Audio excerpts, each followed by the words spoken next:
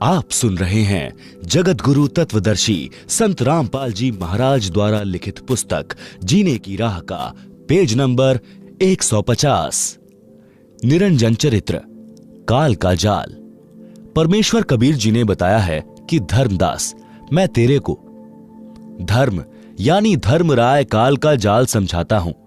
काल निरंजन ने श्री कृष्ण में प्रवेश करके गीता का ज्ञान दिया, उसको कर्म योग उत्तम बताकर युद्ध करवाया, ज्ञान योग से उसको भ्रमित किया।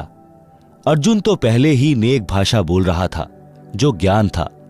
कह रहा था कि युद्ध करके अपने ही कुल के भतीजे, भाई, साले, ससुर, चाचे ताऊ को मारने से अच्छा तो भीख मांगकर निर्वाह कर लेंगे। मुझे ऐसे राज्य की आवश्यकता नहीं जो पाप से प्राप्त हो। उसको डरा धमकाकर युद्ध करवाकर नरक का भागी बना दिया। ज्ञान योग का बहाना कर कर्म योग पर जोर देकर महापाप करा दिया। अनुराग सागर के पृष्ठ 155 का सारांश। धर्मदास जी ने प्रश्न किया कि हे प्रभु, आपने काल जाल समझाया, अब यह बताने की कृपा करें कि जीव को आपकी प्राप्ति के लिए क्या करना चाहिए। सतगुरु कबीर जी वचन। भक्त के 16 गुण यानी आभूषण। परमेश्वर कबीर जी ने कहा कि हे धर्मदास, भव सागर यानी काल लोक से निकलने के लिए भक्ति की शक्ति की आवश्यकता होती है। परमात्मा प्राप्ति के लिए जीव में 16 लक्षण अनिवार्य हैं। इनको आत्मा के 16 सिंगार यानी आभूषण भी कहा जाता है। ज्ञान, विवेक, सत्य, संतोष, प्रेम भाव, धीरज, निर्दोषा यानी धोखा रहित, दया, क्षमा, शील, निष्कर्मा, त्याग, बैराग, शांति निज धर्मा, भक्ति कर निज जीव उबारे, मित्र सम सब को चित धारे। भावार्थ, परमात्मा प्राप्ति के लिए भक्त में कुछ लक्षण विशेष होने चाहिए। ये 16 आभूषण अनिवार्य हैं। तत्व ज्ञान, विवेक, सत्य भाषण, परमात्मा के दिए में संतोष करें और उसको परमेश्वर की इच्छा जाने, प्रेम भाव से भक्ति करें तथा अन्य से भी मृदु भाषा में बात करें, धैर्य रखें, सद्गुरु ने जो ज्ञान दिया है उसकी सफलता के लिए हौसला रखें, फल की जल्दी ना करें, किसी के साथ दगा यानी धोखा नहीं करें, दया भाव रखें। भक्त तथा संत का आभूषण क्षमा भी है, शत्रु को भी क्षमा कर देना चाहिए। शील स्वभाव होना चाहिए, भक्ति को निष्काम भाव से करें, सांसारिक लाभ प्राप्ति के उद्देश्य से नहीं करें। त्याग की भावना बहुत अनिवार्य है। वैराग्य होना चाहिए, संसार को असार तथा अपने जीवन को अस्थायी जानकर परमात्मा के प्रति विशेष लगाव होना मोक्ष में अति आवश्यक है। भक्त का विशेष गुण शांति होती है, यह भी अनिवार्य है। भक्ति करना यानी भक्ति करके अपने जीव का कल्याण कराएं। प्रत्येक व्यक्ति के साथ मित्र के समान व्यवहार करना चाहिए। ये उपरोक्त गुण होने के पश्चात सत्य लोक जाया जाएगा। इनके अतिरिक्त गुरु की सेवा, गुरु पद्धति में विश्वास रखें। परमात्मा की भक्ति और संत समागम करना अनिवार्य है। आप सुन रहे हैं जगत गुरु तत्वदर्शी संत रामपाल जी महाराज द्वारा लिखित पुस्तक जीने की राह का पेज नंबर 151। अनुराग सागर के पृष्ठ 156 तथा पृष्ठ 157 का सारांश। इन पृष्ठों पर भी यही ज्ञान है और विषय विकार त्यागना चाहिए, तब भक्ति सफल होगी। अनुराग सागर के पृष्ठ 158, 159 का सारांश। परमेश्वर ने बताया है कि उपदेशी को चाहिए कि 15वें दिन कोई धार्मिक अनुष्ठान यानी पाठ कराना चाहिए। यदि 15 दिन में नहीं करा सकता है तो महीने में अवश्य कराए। निर्धन के लिए कहा है कि यदि कोई रंक हो तो वर्ष में 2 बार कराए या वर्ष में 1 बार अवश्य कराए।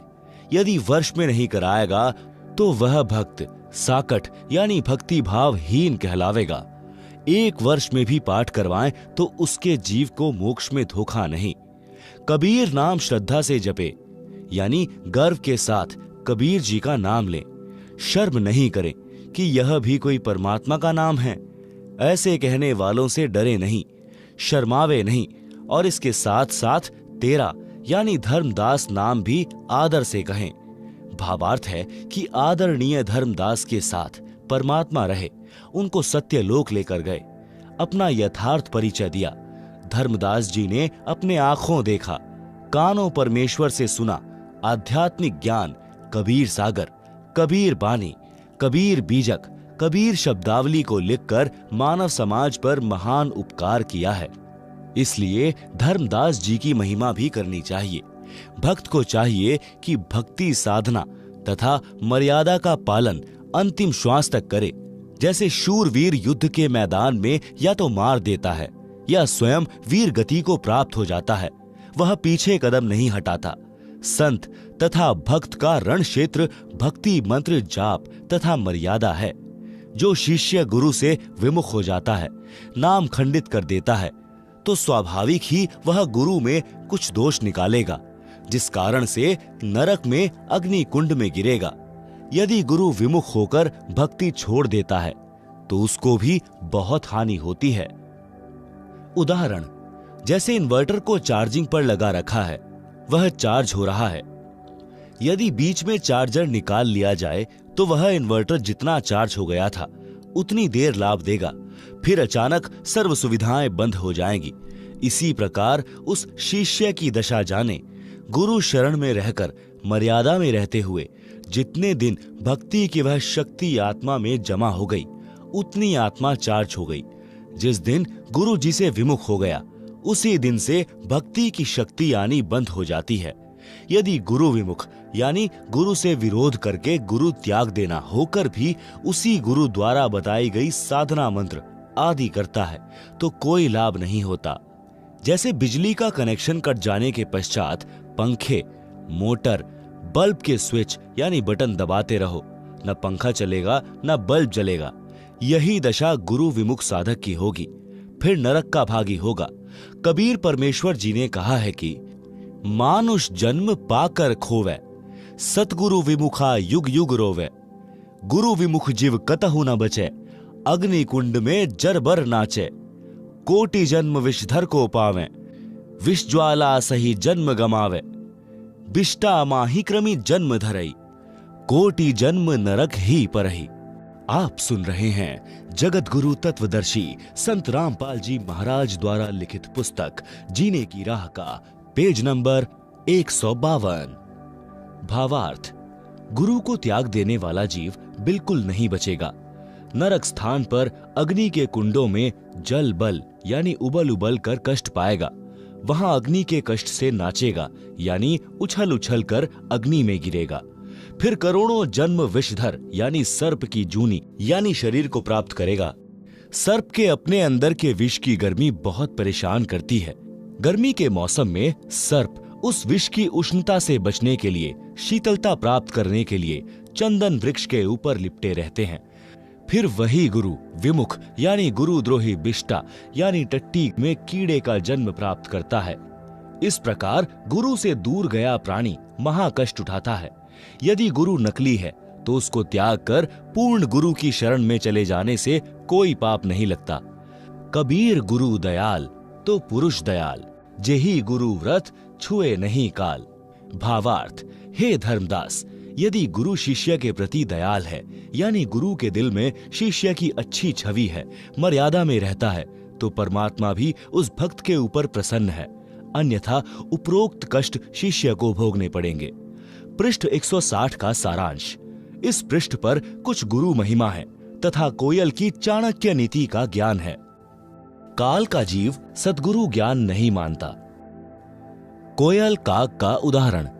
कोयल पक्षी कभी अपना भिन्न घोंसला बनाकर अंडे बच्चे पैदा नहीं करती। कारण यह कि कोयल के अंडों को कौवा खा जाता है। इसलिए कोयल को ऐसी नीति याद आई कि जिससे उसके अंडों को हानि न हो सके। कोयल जब अंडे उत्पन्न करती है तो वह ध्यान रखती है कि कहां पर कौवी यानी फीमेल क्रो ने अपने घोंसले में अंडे उत्पन्न कर रखे हैं। जिस समय कौवी पक्षी भोजन के लिए दूर चली जाती है तो पीछे से कोयल उस कौवी के घोंसले में अंडे पैदा कर देती है और दूर वृक्ष पर बैठ जाती है।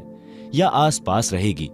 जिस समय कौवी घोंसले में आती है तो वह 2 के स्थान पर 4 अंडे देखती है।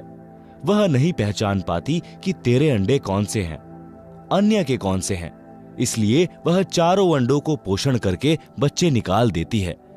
कोयल भी आसपास रहती है। अब कोयल भी अपने बच्चों को नहीं पहचानती है, क्योंकि सब बच्चों का एक जैसा रंग यानी काला रंग होता है। जिस समय बच्चे उड़ने लगते हैं तब कोयल निकट के अन्य वृक्ष पर बैठकर कुहू कुहू की आवाज लगाती है। कोयल की बोली कोयल के बच्चों को प्रभावित करती है। कौवे वाले मस्त रहते हैं। कोयल की आवाज सुनकर कोयल के बच्चे उड़कर कोयल की ओर चल पड़ते हैं। कोयल कुहू कुहू करती हुई दूर निकल जाती है। साथ ही कोयल के बच्चे भी आवाज से प्रभावित हुए कोयल के पीछे पीछे दूर चले जाते हैं। कौवी विचार करती है कि ये तो गए सो गए, जो घोंसले में हैं उनको संभालती हूं कि कहीं कोई पक्षी हानि न कर दे। यह विचार करके कौवी लौट आती है। इस प्रकार कोयल के बच्चे अपने कुल परिवार में मिल जाते हैं। आप सुन रहे हैं जगत गुरु तत्वदर्शी संत रामपाल जी महाराज द्वारा लिखित पुस्तक जीने की राह का पेज नंबर 153। परमेश्वर कबीर जी ने धर्मदास को समझाया है कि हे धर्मदास, तेरा पुत्र नारायण दास काग यानी काल का बच्चा है। उसके ऊपर मेरे प्रवचनों का प्रभाव नहीं पड़ा। आप दयाल यानी करुणामय सत्पुरुष के अंश हो। आपके ऊपर मेरी प्रत्येक वाणी का प्रभाव हुआ और आप खींचे चले आए। काल के अंश नारायण दास पर कोई असर नहीं हुआ। यही कहानी प्रत्येक परिवार में घटित होती है। जो अंकुरी हंस यानी पूर्व जन्म के भक्ति संस्कारी जो किसी जन्म में सद्गुरु कबीर जी के सत्य कबीर पंथ में दीक्षित हुए थे परंतु मुक्त नहीं हो सके, वे किसी परिवार में जन्मे हैं। सतगुरु की कबीर जी की वाणी सुनते ही तड़फ जाते हैं। आकर्षित होकर दीक्षा प्राप्त करके शिष्य बनकर अपना कल्याण कराते हैं। उसी परिवार में कुछ ऐसे भी होते हैं जो बिल्कुल नहीं मानते। अन्य जो दीक्षित सदस्य हैं उनका भी विरोध तथा मजाक करते हैं। वे काल के अंश हैं। वे भी नारायण दास की तरह काल के दूतों द्वारा प्रचलित साधना ही करते हैं। पृष्ठ 161 अनुराग सागर का सारांश। कबीर परमात्मा ने कहा कि हे धर्मदास, जिस प्रकार शूरवीर तथा कोयल के सुत यानी बच्चे चलने के पश्चात पीछे नहीं मुड़ते, इस प्रकार यदि कोई मेरी शरण में इस प्रकार धाय यानी दौड़कर सब बाधाओं को तोड़कर परिवार मोह छोड़कर मिलता है तो उसकी 101 पीढ़ियों को पार कर दूंगा। कबीर भक्त बीज होए जो हंसा, तारू तास के एकोतर बंशा, कोयल सुत जैसे शूरा होई, यही विधि धाय मिले मोहे कोई, निज घर की सुरती करे जो हंसा, तारों तास के एकोतर बंसा। हंस यानी भक्त लक्षण काग जैसी गंदी वृत्ति को त्याग देता है तो वह हंस यानी भक्त बनता है। काग यानी कौवा निज स्वार्थ पूर्ति के लिए दूसरों को अहित करता है। किसी पशु के शरीर पर घाव हो जाता है तो कौवा उस घाव से नोच नोच कर मांस खाता है। पशुओं की आंखों से आंसू ढलकते रहते हैं। कौवे की बोली भी अप्रिय होती है। हंस यानी भक्त को चाहिए कि अपनी कौवे वाला स्वभाव त्यागे, निज स्वार्थवश किसी को कष्ट न देवे, कोयल की तरह मृदु भाषा बोले। ये लक्षण भक्त के होते हैं। आप सुन रहे हैं जगत गुरु तत्वदर्शी संत रामपाल जी महाराज द्वारा लिखित पुस्तक जीने की राह का पेज नंबर 154। ज्ञानी यानी सत्संगी के लक्षण। सद्गुरु का ज्ञान तथा दीक्षा प्राप्त करके यदि शिष्य जगत भाव में चलता है वह मूर्ख है। वह भक्ति लाभ से वंचित रह जाता है। वह भक्ति में आगे नहीं बढ़ पाते। वे सार शब्द प्राप्ति योग्य नहीं बन पाते। यदि अंधे व्यक्ति का पैर बिष्टे यानी टट्टी या गोबर पर रखा जाता है तो उसका कोई मजाक नहीं करता, कोई उसकी हंसी नहीं करता। यदि आंखों वाला यानी भक्त कुठौर यानी गलत स्थान पर जाता है, जैसे पर नारी गमन, चोरी करना, मर्यादा तोड़ना, वर्जित वस्तु तथा साधना का प्रयोग करना कुठौर कहा है, तो निंदा का पात्र होता है। अनुराग सागर के पृष्ठ 162 तथा 163 का सारांश। भक्त परमार्थी होना चाहिए। जैसे गाय स्वयं तो जंगल में खेतों में घास खाकर आती है, स्वयं जल पीती है, मानव को अमृत दूध पिलाती है, उसके दूध से घी बनता है। गाय सुत यानी गाय का बच्चा हल में जोता जाता है, इंसान का पोषण करता है। गाय का गोबर भी मनुष्य के काम आता है। मृत्यु उपरांत गाय के शरीर के चमड़े से जूती बनती है, जो मानव के पैरों को कांटों कंकरों से रक्षा करती है। मानव जन्म प्राप्त प्राणी परमार्थ ना करके भक्ति से वंचित रहकर पाप करने में अनमोल जीवन नष्ट कर जाता है। मांसाहारी नर राक्षस की तरह गाय को मारकर उसके मांस को खा जाता है, महापाप का भागी बनता है। इस संबंध की परमेश्वर कबीर जी की निम्न वाणी पढ़ें। परमार्थी गौ का दृष्टांत। गौ को जानू परमार्थ खानी, गौ चाल गुण परखहु ज्ञानी। आपन चरे तृण उधाना, अचवे जल दे शीर निदाना। तासु शीर घृत देव अघाई, गौसुत नर के पोषक आही। विष्ठा तासु काज नर आवे, नर अध कर्मी जन्म गमावे। टीका पुरे तब गौतन नासा, नर राक्षस गोतन लेत ग्रासा। चामता सुतन अति सुखदाई, एतिक गुण इक गोतन भाई। परमार्थी संत लक्षण। गौ सम संत गहे यह बानी, तो नहीं काल करे जिवहानी। नरतन लहियस बुद्धि होई, सतगुरु मिले अमर है सोई। सुनी धर्मनी परमारथ बानी, परमारथ ते होए न हानि। पद परमारथ संत अधारा, गुरु सम लेई सो उतरे पारा। सत्य शब्द को परिचय पावे, परमारथ पद लोक सिधावे। सेवा करे विसारे आपा, आपा थाप अधिक संतापा। यह नर अस्चातुर बुद्धि माना, गुण शुभ कर्म कहे हम ठाना। ऊंचा कर्म अपने सिर लीना, अवगुण कर्म पर सिर दीन्हा। तात होए शुभ कर्म विनाशा, धर्मदास पद गहो विश्वासा। आशा एक नाम की राखे, निज शुभ कर्म प्रगट नहीं भाके। गुरु पद रहे सदा लौलीना, जैसे जलहीन विसरत मीना। गुरु के शब्द सदा लौलावे, सत्य नाम निष्दिन गुण गावे। जैसे जलहीन विसरे मीना, ऐसे शब्द गहे पर वीना। पुरुष नाम को अस पर भाऊं, हंसा बहुरी न जगमह आऊं। निश्चय जाए पुरुष के पासा, कूर्म कला पर खहूं धर्मदासा। आप सुन रहे हैं जगत गुरु तत्वदर्शी संत रामपाल जी महाराज द्वारा लिखित पुस्तक जीने की राह का पेज नंबर 155। भावार्थ। परमेश्वर कबीर जी ने धर्मदास जी के माध्यम से मानव मात्र को संदेश व निर्देश दिया है। कहा है कि मानव को गाय की तरह परमार्थी होना चाहिए। जिनको सद्गुरु मिल गया है वे तो अमर हो जाएंगे, घोर अघों यानी पापों से बच जाएंगे। सेवा करें तो अपनी महिमा की आशा न करें। यदि अपने आप को थाप यानी मान बढ़ाई के लिए अपने आप को महिमावान मान लेगा तो उसको अधिक कष्ट होगा। शुभ कर्म नष्ट हो जाएंगे। उपदेशी केवल एक नाम की आशा रखें, मान बढ़ाई की चाह हृदय से त्याग दें। अपने शुभ कर्म यानी दान या अन्य सेवा किसी के सामने न बताएं। गुरु जी के पद यानी चरण यानी गुरु की शरण में ऐसे रहें जैसे जल में मीन रहती है। मछली एक पल भी पानी के बिना नहीं रह सकती, तुरंत मर जाती है। ऐसे गुरु की शरण को महत्व देवें। गुरु जी द्वारा दिए शब्द यानी जाप मंत्र यानी सतगुरु शब्द जो सत्य नाम है यानी वास्तविक भक्ति मंत्र में सदा लीन रहें।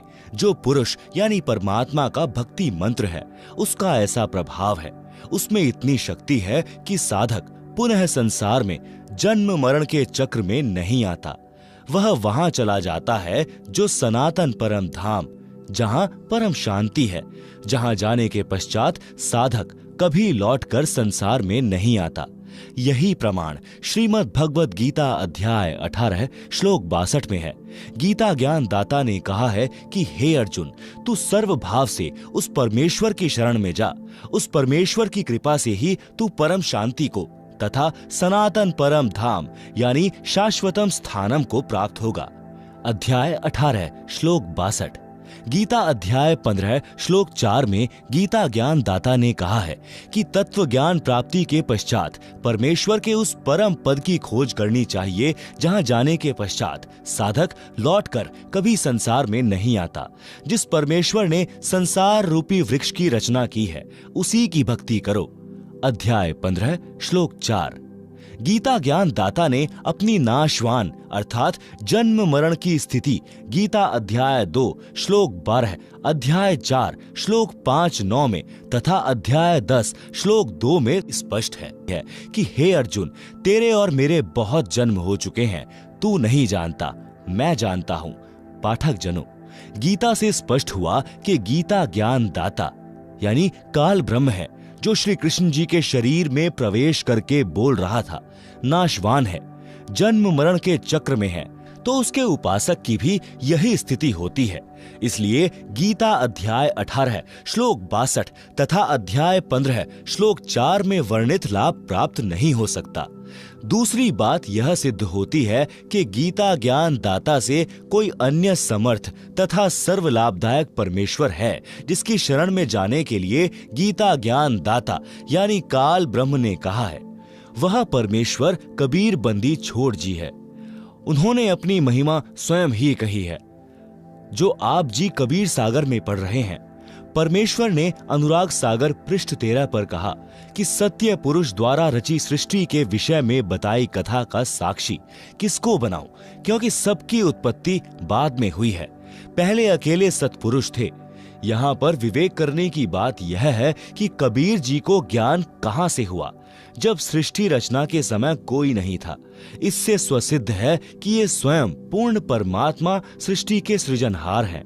जिन महान आत्माओं को परमेश्वर कबीर जी मिले हैं उन्होंने भी यही साक्ष्य दिया है कि अनंत कोटि ब्रह्मांड का एक रति नहीं भार, सतगुरु पुरुष कबीर है कुल के सिरजनहार। आप सुन रहे हैं जगत गुरु तत्वदर्शी संत रामपाल जी महाराज द्वारा लिखित पुस्तक जीने की राह का पेज नंबर 156।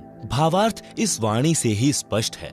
कूर्म कला परखो धर्मदासा का भावार्थ है कि जैसे कूर्म यानी कछुआ आपत्ति के समय अपने मुख तथा पैरों को अपने अंदर छुपाकर निष्क्रिय हो जाता है, आपत्ति टलने के तुरंत पश्चात अपने मार्ग पर चल देता है, इसी प्रकार भक्त को चाहिए कि यदि सांसारिक व्यक्ति आपके भक्ति मार्ग में बाधा उत्पन्न करे तो उसको उलटकर जवाब न देकर अपनी भक्ति को छुपाकर सुरक्षित रखें।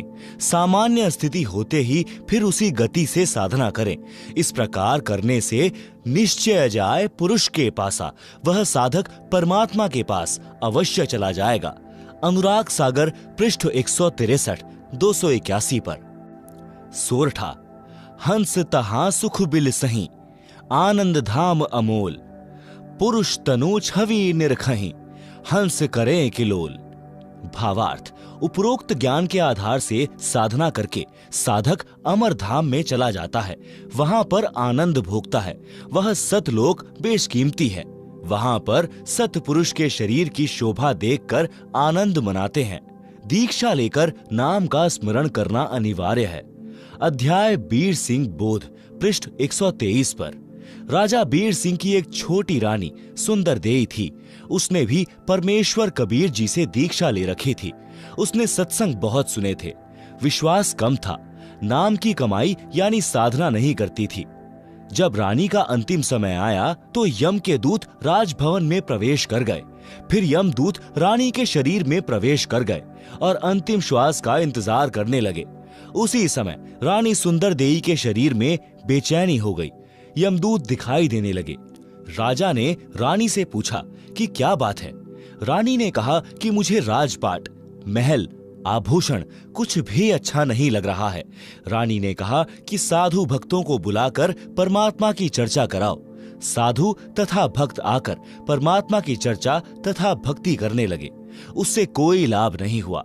रानी के शरीर में कष्ट और बढ़ गया। अर्ध अर्ध यानी आधा श्वास चलने लगा। श्वास खींच खींच कर आने जाने लगा। हृदय कमल को त्याग कर जीव भयभीत होकर त्रिकुटी की ओर भागा। यमदूतों ने चारों ओर से घेर लिया। चारों यमदूतों ने जीव को घेर कर कहा कि आप चलो, हरि यानी प्रभु ने तुम्हें बुलाया है। तब रानी के जीव को सत्संग वचन याद आए। उसने यमदूतों से कहा कि हे बटपार, हे जालिमों, तुम यहाँ कैसे आ गए? हमारा सतगुरु हमारा मालिक है, आप हमें नहीं ले जा सकते। मेरे सतगुरु धनी यानी मालिक ने मुझे नाम दिया है, मेरे गुरुजी आएंगे तो मैं जाऊंगी। यह बात सुनकर यम के दूत बोले कि यदि आपका कोई खसम यानी धनी है तो उसको बुलाओ, नहीं तो हमारे साथ परमात्मा के दरबार में चलो। जीव ने कहा कि धरनी आकाश से नगर नियारा, तहां निवाजै धनी हमारा। अगम शब्द जब भाखे नाऊं, तब यम जीव के निकट नहीं आऊं। आप सुन रहे हैं जगत गुरु तत्वदर्शी संत रामपाल जी महाराज द्वारा लिखित पुस्तक जीने की राह का पेज नंबर 157। भावार्थ। पहले तो रानी को विश्वास नहीं हो रहा था कि जो सद्गुरु जी सत्संग में ज्ञान सुना रहे हैं वह सत्य है। वह सोचती थी कि यह केवल कहानी है, क्योंकि सब नौकर नौकरानी आज्ञा मिलते ही दौड़े आते थे। मन मर्जी का खाना खाती थी, सुंदर वस्त्र आभूषण पहनती थी। उसने सोचा था कि ऐसे ही आनंद बना रहेगा। यह तो पूर्व जन्म की बैटरी चार्ज थी। वर्तमान में चार्जर मिला यानी नाम मिला तो चालू नहीं किया यानी साधना नहीं की। जब बैटरी की चार्जिंग समाप्त हो जाती है, बैटरी डाउन हो जाती है, तो सर्व सुविधाएं बंद हो जाती हैं। फिर न पंखा चलता है न बल्ब जगता है। बटन दबाते रहो, कोई क्रिया नहीं होती। इसी प्रकार जीव का पूर्व जन्म की भक्ति का धन यानी चार्जिंग समाप्त हो जाती है तो सर्व सुविधाएं छीन ली जाती हैं। जीव को नरक में डाल दिया जाता है। तब उसको अक्ल आती है। उस समय वक्त हाथ से निकल चुका होता है। केवल पश्चाताप और रोना शेष रह जाता है। रानी सुंदर देई ने सत्संग सुन रखा था। पूर्ण सद्गुरु से दीक्षा ले रखी थी। नाम की कमाई नहीं की थी। वह गुरुद्रोही नहीं हुई थी। गुरु निंदा नहीं करती थी। रानी ने सद्गुरु को याद किया कि हे सद्गुरु, हे मेरे धनी, मेरे को यमदूतों ने घेर रखा है, मुझ दासी को छुड़ावो। मैंने आपकी दीक्षा ले रखी है। आज मुझे पता चला कि ऐसी आपत्ति में न पति, न पत्नी, न बेटा बेटी, भाई बहन, राजा प्रजा कोई सहायक नहीं होता। रानी के जीव ने हृदय से सद्गुरु को पुकारा। तुरंत सद्गुरु कबीर जी वहां उपस्थित हुए। रानी ने दौड़कर सद्गुरु देव जी के चरण लिए। उसी समय यमदूत भागकर हरि यानी धर्मराज के पास गए और बताया कि उसका सद्गुरु आया तो वहां पर प्रकाश हो गया। जीव ने सत सुकृत नाम जपा था। उसको इतना ही याद था। इस कारण से उसको यमदूतों से छुड़वाया तथा पुनः जीवन बढ़ाया। तब रानी ने दिल से भक्ति की। फिर सद्गुरु कबीर जी ने पुनः सतनाम सार नाम दिया। उसकी कमाई की। संसार असार दिखाई देने लगा। राज, धन, परिवार पराया दिखाई दे रहा था। जाने का समय निकट लग रहा था। इस कारण से रानी ने तन मन धन सद्गुरु चरणों में समर्पित करके भक्ति की तो सत्यलोक में गई। वहां परमेश्वर यानी सत्य पुरुष ने रानी के जीव के सामने अपने ही दूसरे रूप सद्गुरु से प्रश्न किया कि हे कड़िहार यानी तारणहार, मेरे जीव को यमदूतों ने कैसे रोक लिया?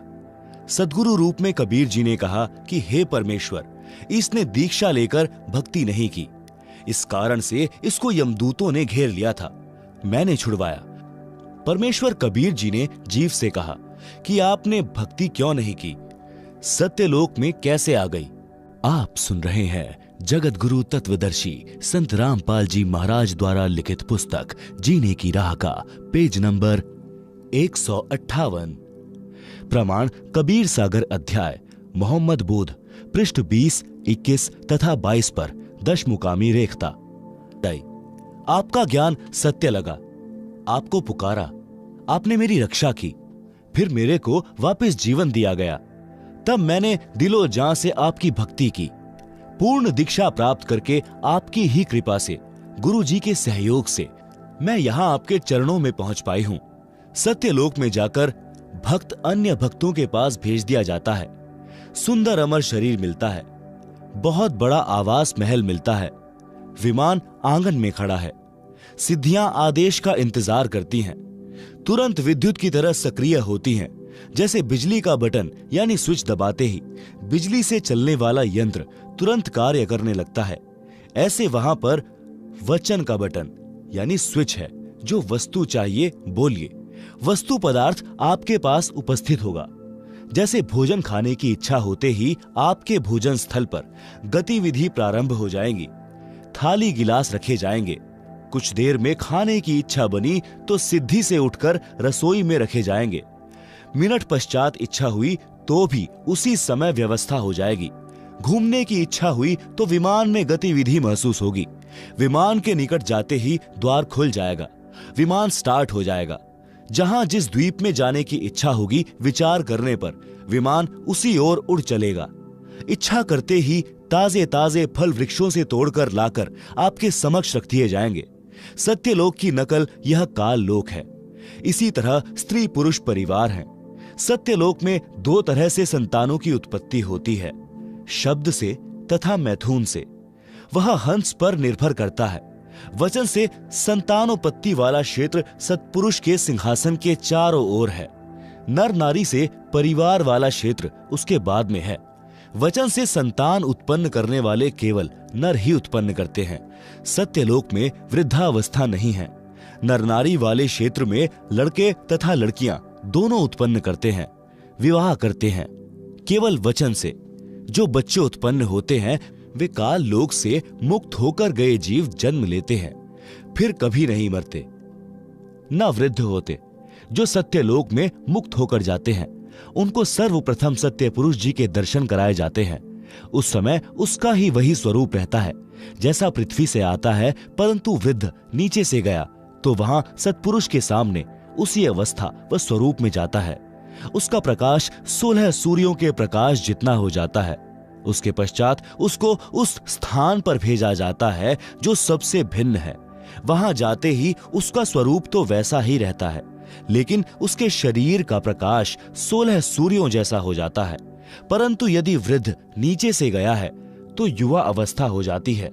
जवान है तो जवान ही रहता है, बालक है तो बालक ही रहता है। वहां पर कुछ को सत्य पुरुष के वचन से स्त्री पुरुष का शरीर मिलता है। कुछ बीज रूप में सत्पुरुष द्वारा बनाए जाते हैं, जिनका फिर एक बार किसी के घर सत्यलोक में जन्म होगा, परिवार बनेगा। उस स्थान पर वे हंस एक बार जन्म लेंगे जो काल लोक तथा अक्षर लोक से मुक्त होकर जाते हैं। एकांत स्थान पर रखे जाते हैं। वे दोनों क्षेत्रों में जन्म लेते हैं, यानी वचन से उत्पन्न होने वाले तथा स्त्री पुरुष से जन्म लेने वाले में स्त्री पुरुष से उत्पत्ति की औसत अधिक होती है। यह औसत 10/90 होती है। यह 10% वचन से उत्पत्ति, 90% विवाह रीति से उत्पत्ति होती है। आप सुन रहे हैं जगत गुरु तत्वदर्शी संत रामपाल जी महाराज द्वारा लिखित पुस्तक जीने की राह का पेज नंबर 159। सत्यलोक में स्त्री तथा नर के शरीर का प्रकाश 16 सूर्यों के प्रकाश के समान होता है।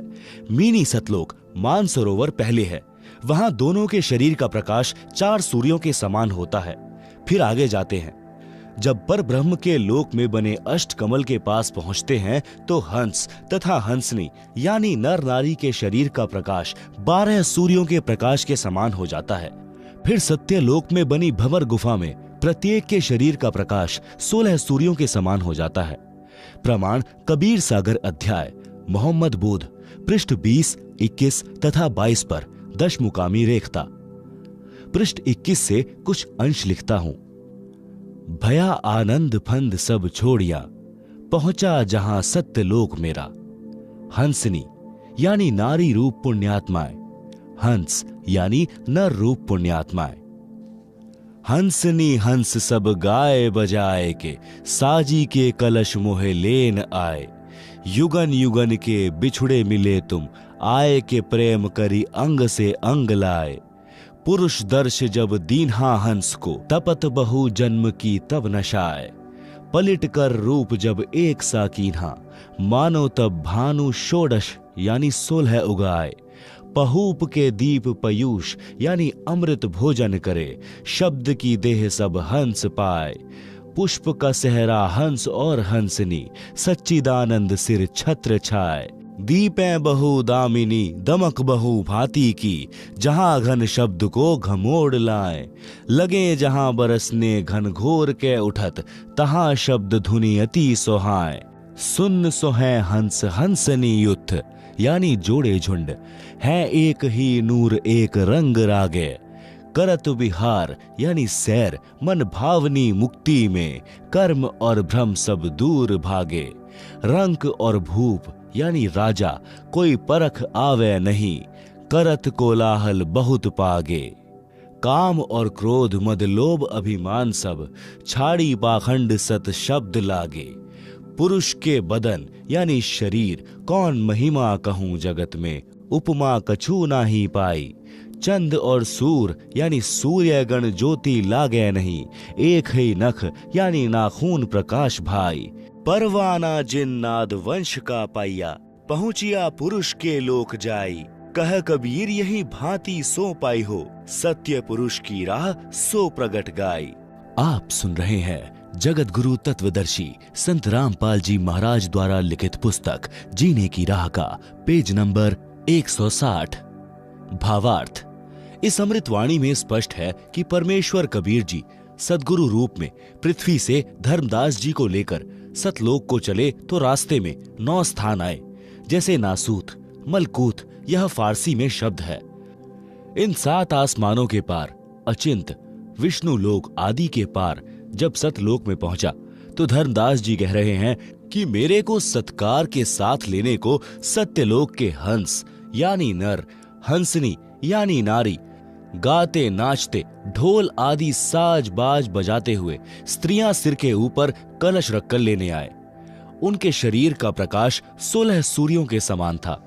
मेरे शरीर का प्रकाश भी उनके शरीर के प्रकाश के समान 16 सूर्यों के समान हो गया। जो पृथ्वी लोक से मोक्ष प्राप्त करके हंस जाता है, वह पुहब द्वीप में ले जाया जाता है।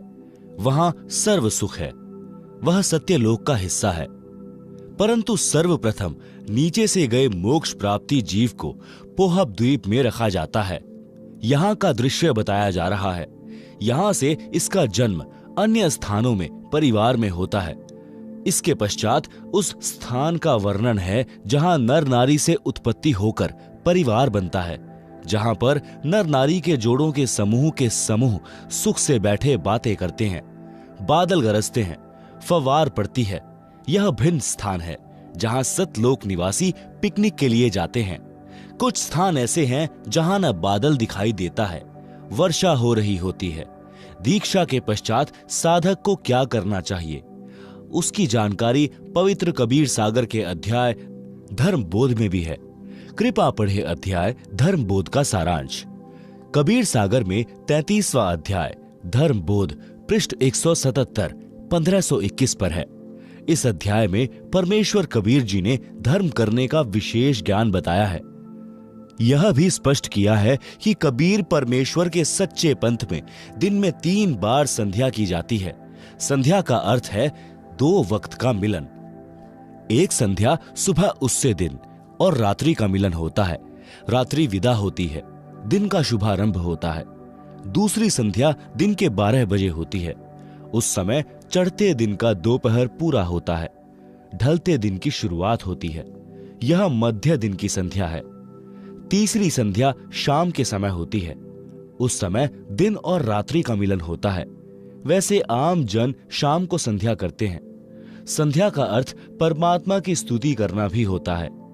वेदों में प्रमाण है कि जो जगत का तारणहार होगा वह 3 बार की संध्या करता तथा करवाता है। सुबह और शाम पूर्ण परमात्मा की स्तुति, आरती तथा मध्य दिन में विश्व के सब देवताओं की स्तुति करने को कहता है। प्रमाण ऋग्वेद मंडल नंबर 8 सूक्त 1 मंत्र 29 में तथा यजुर्वेद अध्याय 19 मंत्र 26 में है। कबीर सागर में धर्म बोध अध्याय में पृष्ठ 177 पर भी यही प्रमाण है। सांझ सकार मध्या संध्या तीनों काल, धर्म कर्म तत्पर सदा, की जय सुरति संभाल। आप सुन रहे हैं जगत गुरु तत्वदर्शी संत रामपाल जी महाराज द्वारा लिखित पुस्तक जीने की राह का पेज नंबर 161।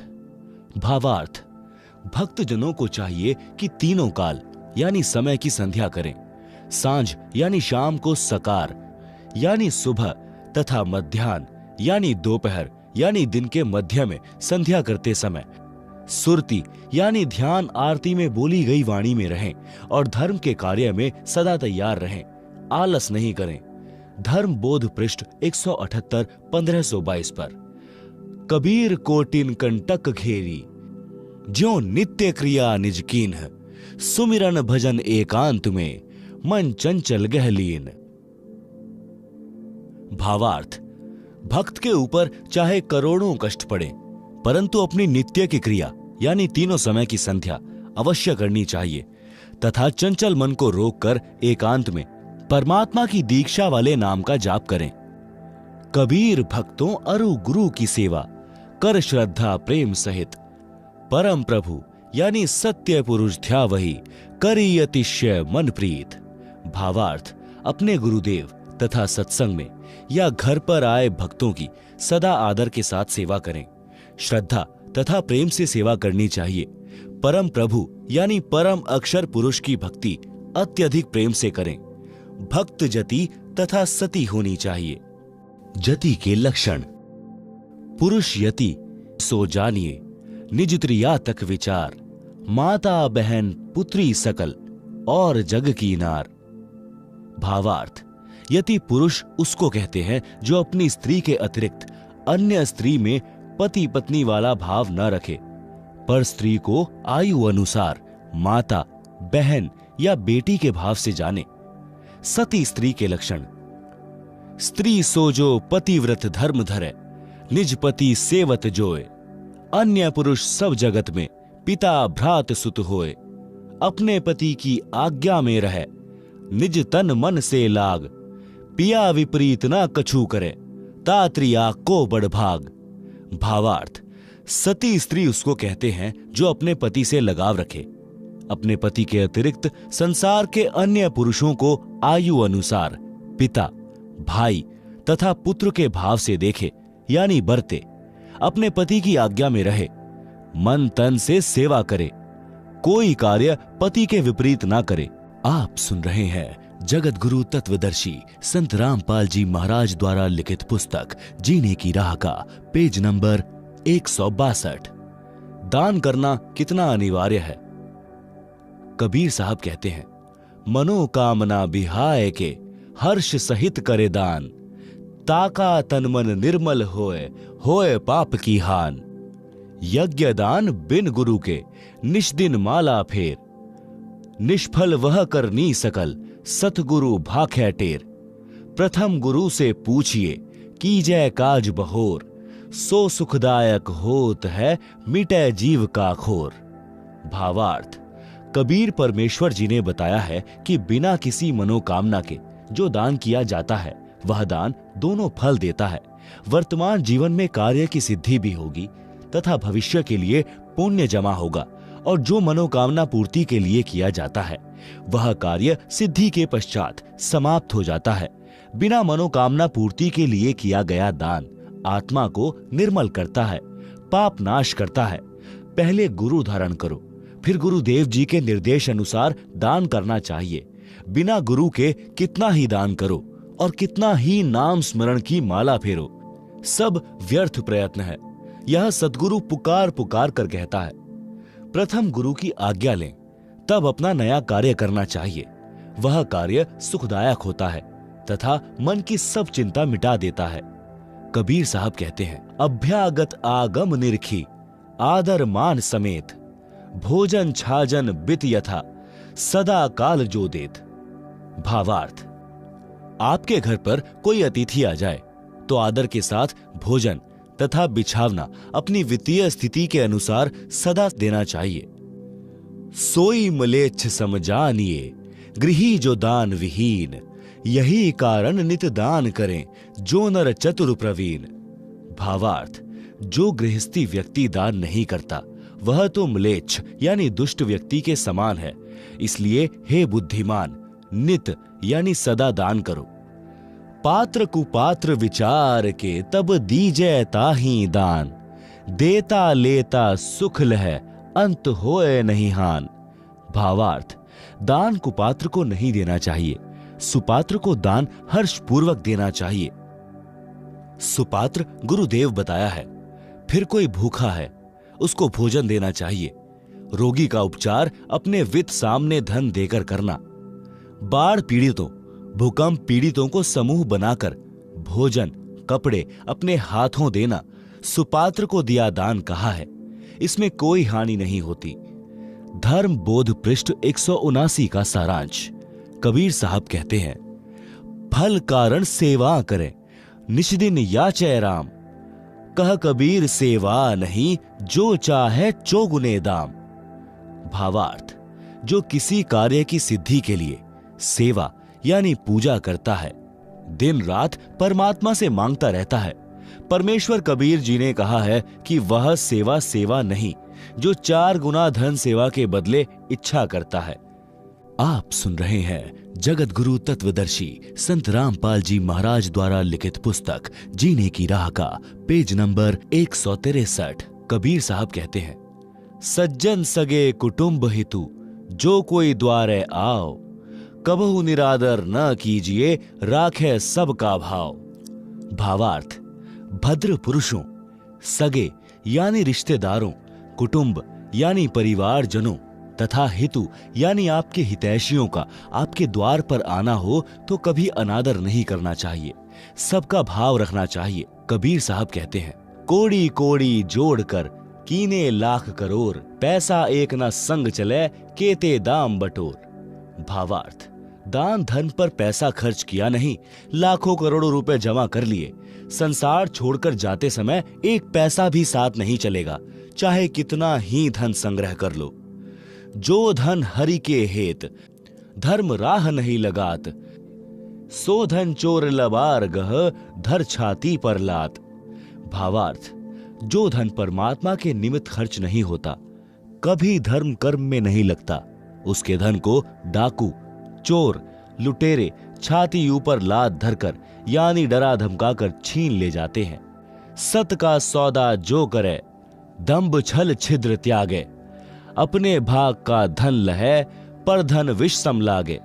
भावार्थ, अपने जीवन में परमात्मा से डरकर सत्य के आधार से सर्व कर्म करने चाहिए। जो अपने भाग्य में धन लिखा है उसी में संतोष करना चाहिए, पर धन को विष के समान समझें।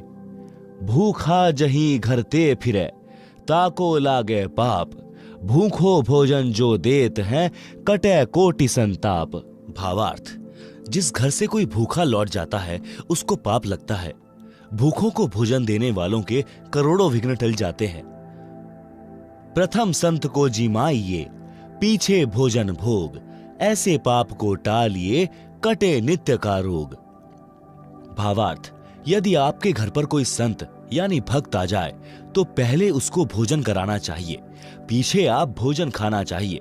इस प्रकार अपने सिर पर नित्य आने वाले पाप के कारण कष्ट को टालना चाहिए। धर्म बोध पृष्ठ 180 का सारांश। कबीर साहब कहते हैं, यद्यपि उत्तम कर्म करी रह रहित अभिमान, साधु दे की सिर नावते करते आदर मान। भावार्थ, अभिमान त्याग कर श्रेष्ठ कर्म करने चाहिए। संत भक्त को आता देखकर शीश झुकाकर प्रणाम तथा सम्मान करना चाहिए। कबीर साहब कहते हैं, बार बार निज श्रवण ते सुने जो धर्म पुराण, कोमल चित उदार नित हिंसा रहित बखान। भावार्थ, भक्त को चाहिए कि वह बार बार धर्म कर्म के विषय में सत्संग ज्ञान सुने और अपना चित्त कोमल रखे।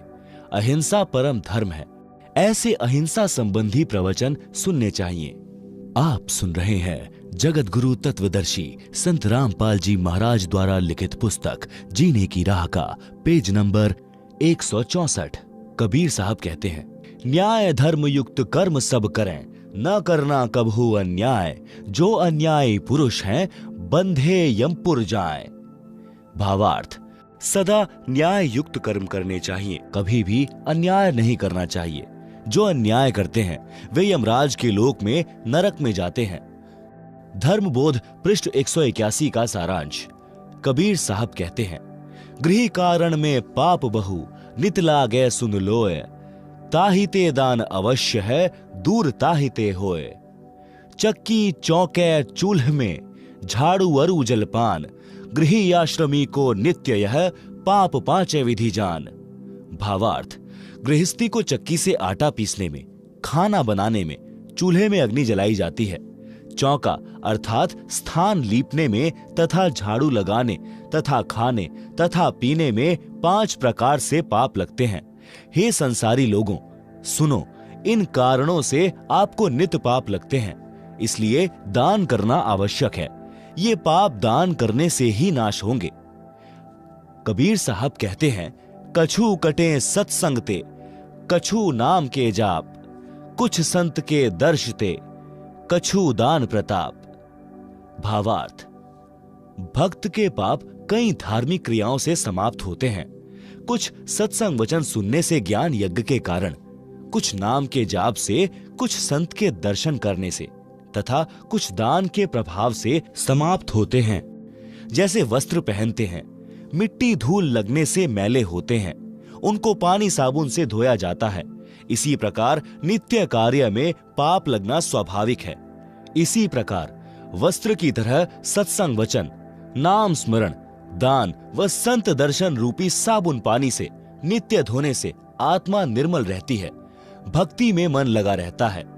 कबीर साहब कहते हैं, जो धन पाए न धर्म करत, ना ही सद्व्यवहार, सो प्रभु के चोर हैं, फिरते मारो मार।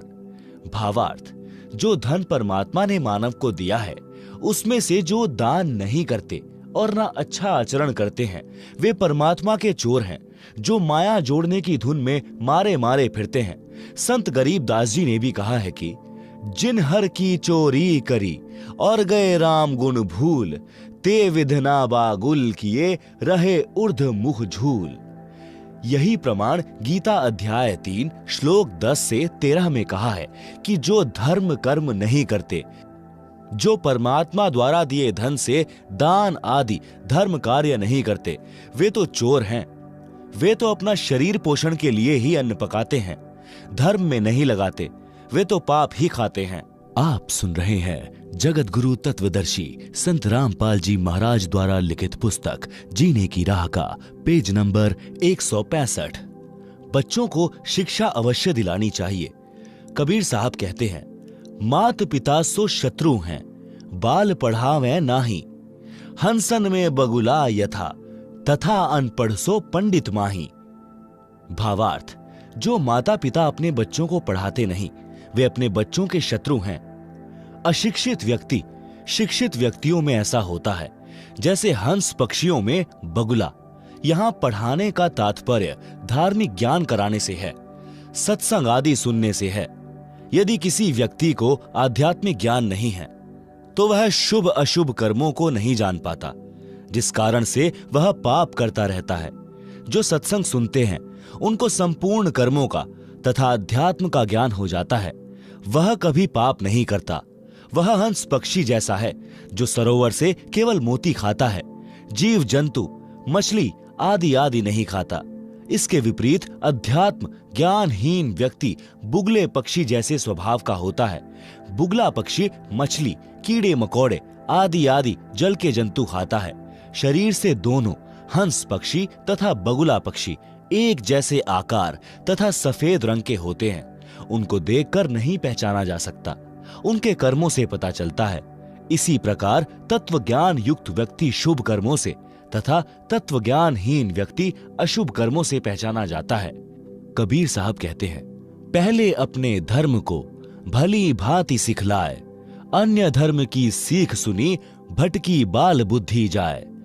भावार्थ, बच्चों को या परिवार के अन्य सदस्यों को पहले अपने धर्म का ज्ञान पूर्ण रूप से कराना चाहिए। जिनको अपने धर्म यानी धार्मिक क्रियाओं का ज्ञान नहीं, वह बालक जैसी बुद्धि का होता है। वे अन्य धर्म पंथ की शिक्षा सुनकर भटक जाते हैं। जिनको अपने धर्म यानी पंथ का संपूर्ण ज्ञान है, वह भ्रमित नहीं होता। धर्म बोध पृष्ठ 182 का सारांश। कबीर साहब कहते हैं, जो कछु धन का लाभ हो शुद्ध कमाई कीन, ता धन के 10वें अंश को अपने गुरु को दीन। 10वां अंश गुरु को दीजिए, अपना जन्म सफल कर लीजिए। भावार्थ, शुद्ध नेक कमाई से जो लाभ होता है उसका 10वां भाग अपने गुरुदेव को दान करना चाहिए। कबीर साहब कहते हैं, जे गुरु निकट निवास करे तो सेवा कर नित्य, जो कछु दूर बसे पल पल ध्यान से हित। भावार्थ, यदि गुरु जी का स्थान आपके निवास के निकट हो तो प्रतिदिन सेवा के लिए जाइए। यदि दूर है तो उनकी याद पल पल करनी चाहिए। इससे साधक का हित होता है, यानी लाभ प्राप्त होता है। कबीर साहब कहते हैं, छठे मास गुरु दर्शन करंते कबहु न चुको हंस, गुरु दर्श अरु सत्संग विचार सो उधरे जात है वंश। छठे मास ना करी सके वर्ष में करो धाय, वर्ष में दर्शन नहीं करें सो भक्त साकिट ठहराए। जय गुरु पर लोग गमन करे सीख मानियो शीश, हरदम गुरु को साथ जानी सुमरो नित जगदीश। गुरु मरामत जानियो वस्त्र त्यागा स्थूल, सूक्ष्म देही गमन करी खिला अमर वह फूल। सतलोक में बैठी कर गुरु निरखै तोहे, गुरु तजना और मानिए अध्यात्म हानि होए। गुरु के शिष्य की जगदीश करे सहाय, नाम जपै अरुदान धर्म में कबहु ना अलसाए। जैसे रवि आकाश से सबके साथ रहाए, उष्णता अरु प्रकाश को दूर ही ते पहुंचाए। ऐसे गुरु जहां बसे सब पर करे रजा, गुरु समीप जानकर सकल विकार करत लजा। आप सुन रहे हैं जगत गुरु तत्वदर्शी संत रामपाल जी महाराज द्वारा लिखित पुस्तक जीने की राह का पेज नंबर 166। भावार्थ, गुरु जी के दर्शन छठे महीने अवश्य करें। सत्संग और गुरु दर्शन से पूरा वंश मुक्त हो जाता है। यदि छठे मास दर्शन नहीं कर सकता तो वर्ष में बेसब्रा होकर यानी अति उत्साह के साथ दर्शन करने जाएं। यदि एक वर्ष में गुरु दर्शन नहीं करता है तो वह शिष्य भक्तिहीन माना जाता है। यदि गुरुजी सतलोक चले गए तो उनकी शिक्षा को आधार मानकर अपना धर्म कर्म करते रहिए।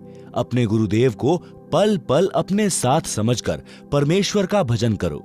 जो गुरुजी ने दीक्षा मंत्र दिए हैं उनका जाप करते रहो। गुरुजी को मरा नहीं समझें। यह तो स्थूल शरीर त्यागा है। जैसे वस्त्र उतार दिए जाते हैं, शरीर तो सुरक्षित रहता है, इसी प्रकार स्थूल शरीर रूपी वस्त्र त्यागा है। नूरी शरीर से सतलोक चले गए हैं, वहां पर अमरत्व प्राप्त कर लिया है। आपका इंतजार कर रहे हैं। आप जी को भी तो जाना है। बिना मरे यानी स्थूल शरीर त्यागे सतलोक जाया नहीं जा सकता। यह तो शिष्यों को भी त्यागना है। फिर गुरु जी के शरीर त्यागने का शोक न करके उनके द्वारा बताई गई साधना करें तथा मर्यादा का पालन करते हुए अपना जीवन सफल बनाए। गुरुदेव सतलोक में बैठकर आपको देख रहा होता है। गुरु जी के संसार छोड़कर जाने के पश्चात अन्य को गुरु रूप में नहीं देखना, नहीं तो भक्ति की हानि हो जाएगी। गुरु जी के उपदेशी शिष्य की परमेश्वर सहायता करता है। शिष्य को गुरु जी के बताए नाम जाप तथा दान धर्म करने में कभी आलस नहीं करना चाहिए। जैसे सूर्य दूर आकाश से सबको उष्णता तथा प्रकाश प्रदान करता है, सबको अपने साथ दिखाई देता है, इसी प्रकार गुरु जी कहीं पर भी बैठा है वहीं से अपने भक्तों पर कृपा करता है। गुरु जी को समीप तथा दृष्टा जानकर सब विषय विकारों को करने में शर्म करके परहेज करें।